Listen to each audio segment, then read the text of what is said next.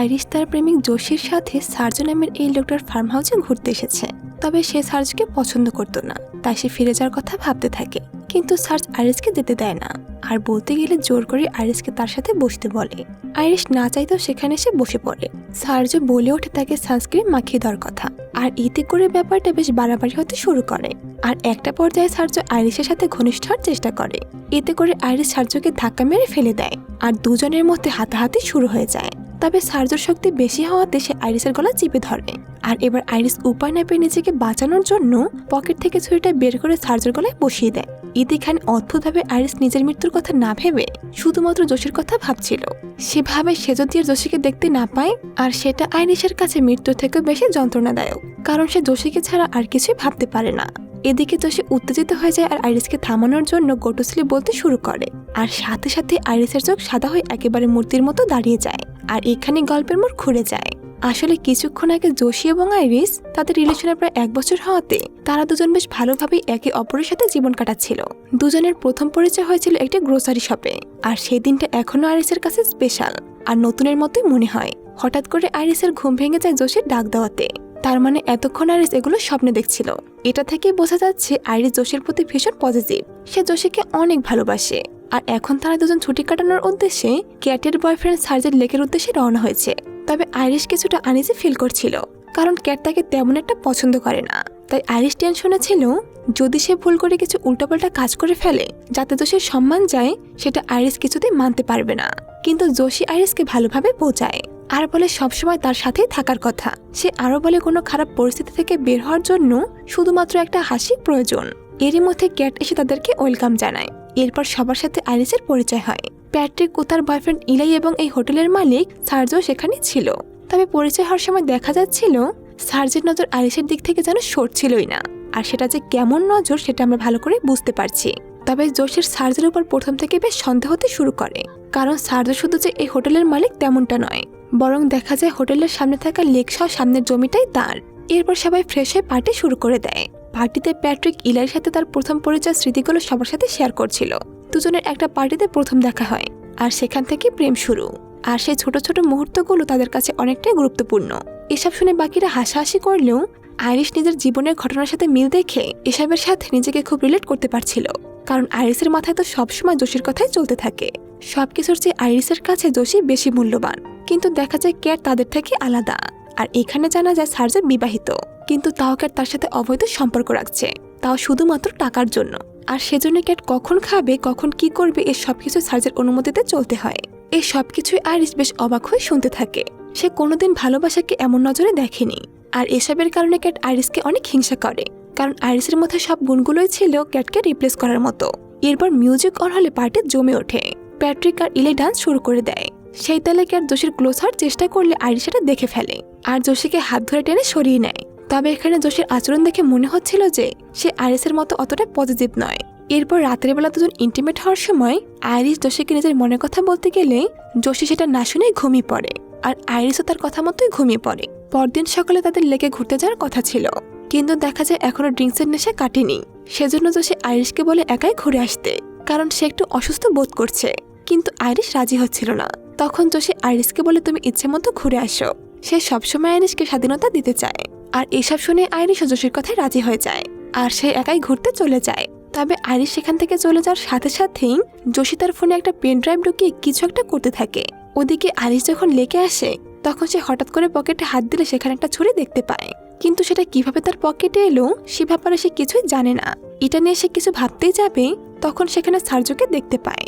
যেহেতু আইরিশ তাকে পছন্দ করতো না তাই সে ফিরে যাওয়ার কথা ভাবতে থাকে, কিন্তু সার্জো আইরিশকে যেতে দেয় না। আর বলতে গেলে জোর করে আইরিশকে তার সাথে বসতে বলে। আর এখান থেকে সিন শিফট হয়ে প্রথমে চলে যায়, যা আমরা মুভির শুরুতে দেখতে পেয়েছিলাম, যেখানে আইরিশ নিজের পকেট থেকে ছুরি বের করে সার্জোর গলায় বসিয়ে দিয়েছিল। আর জোশি এসে গো টু স্লিপ বলার সাথে সাথে আইরিশের চোখ সাদা হয়ে একেবারে মূর্তির মতো হয়ে যায়, কারণ আইরিশ আসলে কোনো মানুষ নয়, সে হলো একটা হাইটেক কম্পানিয়ন রোবট। তবে এদের বিশেষত্ব হলো এরা অন্য সব রোবটের মতো হলেও এদের মধ্যে বিশেষ কিছু পার্থক্য রয়েছে।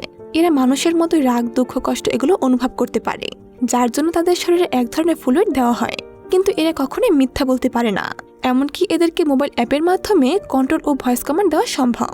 তবে সবচেয়ে আশ্চর্যের বিষয় হলো এই রোবটগুলো নিজেরাও জানে না যে তারা আসলে রোবট। আর এখানে জানা যায় যখন এইসব রোবটদেরকে কিনে বা ভাড়া নেয় তখন সে কাস্টমার আর রোবটের মধ্যে ইমোশনাল কানেকশন তৈরি করার জন্য লাভ লিঙ্ক তৈরি করা হয়। এর মানে সেই গ্রোসারি মলে জোশির সাথে আইরিসের সে প্রথম দেখার ঘটনাটি কখনো বাস্তবেই ঘটেনি। আসলে সেটি আর্টিফিশিয়াল ভাবে আইরিসের ডিজিটাল মেমোরিতে প্রথম দিন ইনপুট করে দেওয়া হয়েছিল। আর সেজন্য আইরিসের কাছে জোশি ছাড়া আর কিছু ইম্পর্টেন্ট নয়।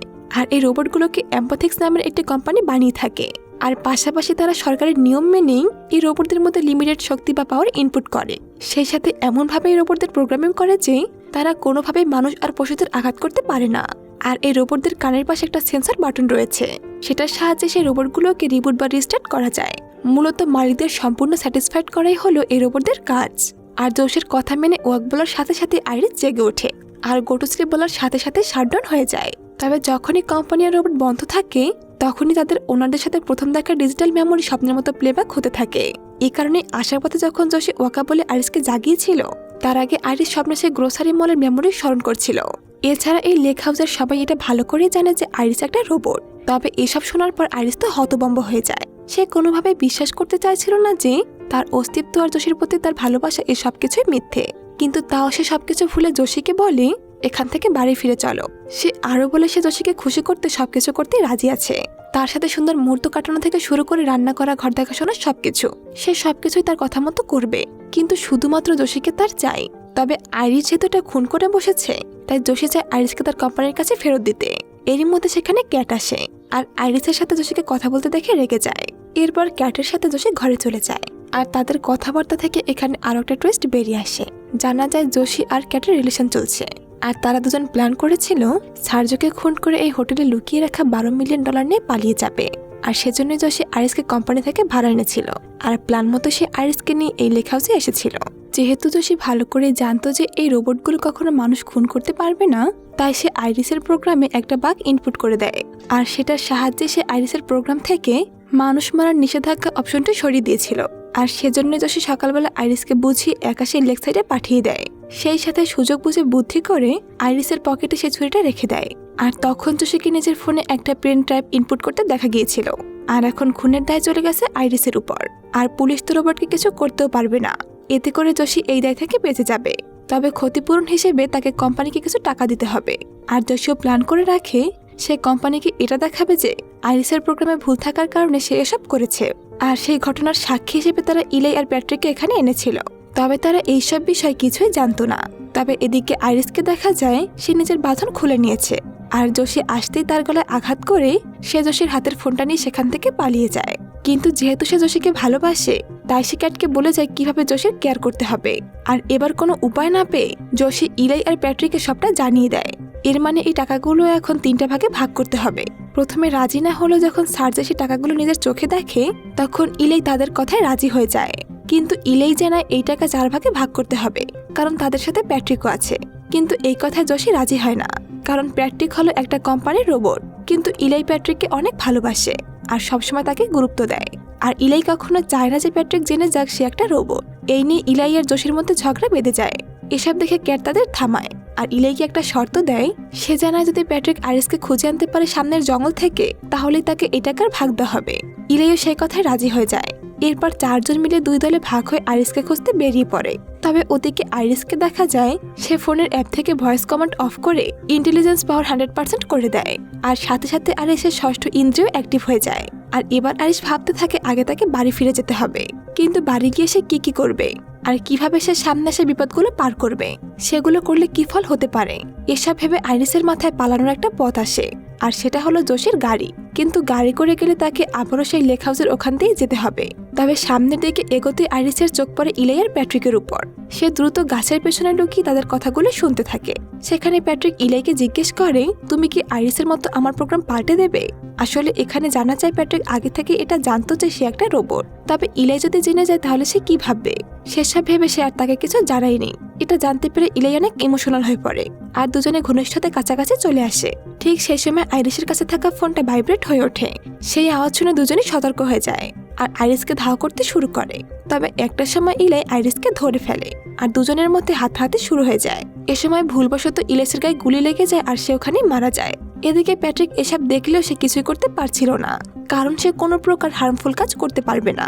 এরই মধ্যে সেখানে বাকিরাও চলে আসে আর জোশী তখন আইরিসকে ধরার জন্য বারবার সাবধান বলে তাকে ধাওয়া করে, কিন্তু কিছুতেই কিছু হয় না, কারণ আইরিস তো আগেই ভয়েস কমান্ড অফ করে দিয়েছে।